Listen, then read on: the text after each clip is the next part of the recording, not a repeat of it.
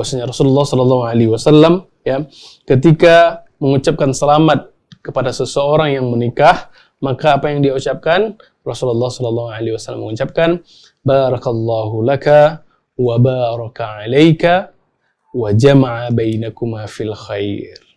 Ya. Apa artinya barakallahu laka?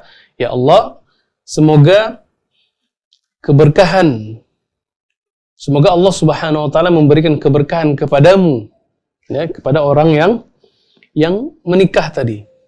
Kita doakan keberkahan. Dan juga diberikan keberkahan kepadamu ketika engkau mengalami kesusahan. Kalau di awal barakallahu laka, kita memohon agar orang yang menikah ini diberikan keberkahan oleh Allah Subhanahu wa taala dalam hal kebaikan-kebaikan. Di antaranya adalah seperti pernikahannya, ya. Tujuannya adalah agar pernikahan yang dilakukan oleh saudara kita ini menjadi pernikahan yang diberkahi oleh Allah Subhanahu wa taala.